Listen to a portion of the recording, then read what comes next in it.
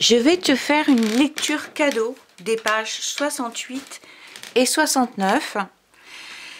Je te fais ces lectures cadeaux parce que tu vas avoir dans le fichier d'exercice, tu vas avoir besoin de cette histoire qui s'appelle Sur le stade. Et toi, pendant les vacances, tu t'entraîneras à lire ce texte-là et d'ailleurs le texte suivant aussi.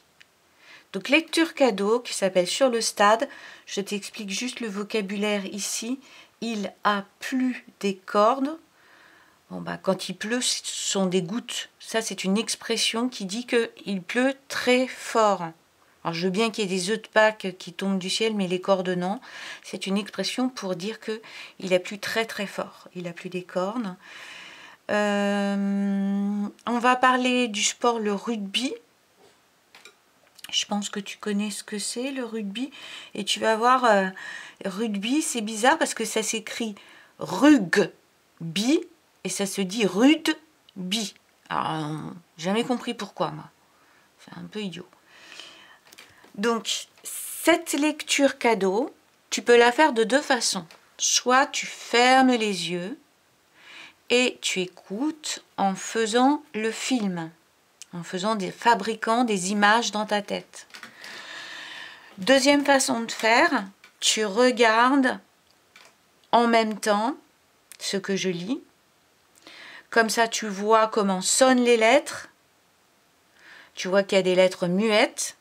Et tu vois aussi les indications que j'ai ajoutées pour mettre le ton, pour bien s'arrêter lorsqu'il y a un point, changer de ton quand quelqu'un parle, respirer quand il y a une virgule, s'exclamer, etc.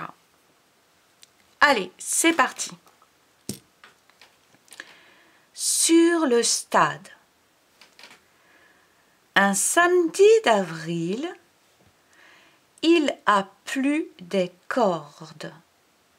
L'après-midi, la pluie s'est arrêtée.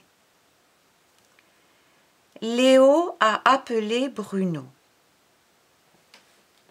« Vas-tu sur le stade malgré la pluie ?»« Sûr !» a dit Bruno. « Alors, j'arrive !» dit Léo. Il se prépare vite. Il siffle Faro et il l'attache à sa niche. Il cache la clé sur une fenêtre, comme papa a dit. Deuxième paragraphe.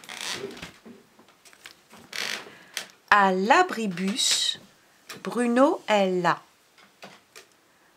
Un bus arrive et stop. Je préfère être assis à l'arrière, dit Léo. À l'arrière, il bavarde, il regarde les affiches, les grosses motos trop rapides.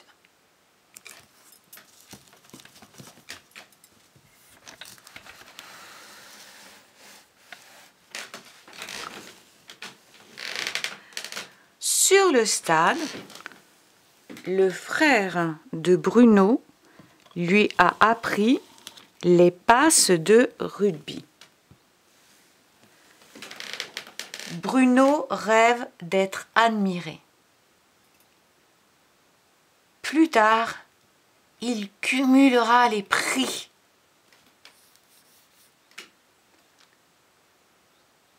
Je me fiche des prix, dit Léo. Très calme, Léo ajuste le tir et réussi! Bravo! Crie Bruno.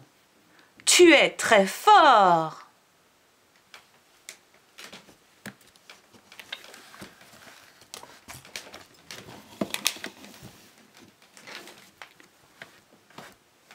L'après-midi file trop vite.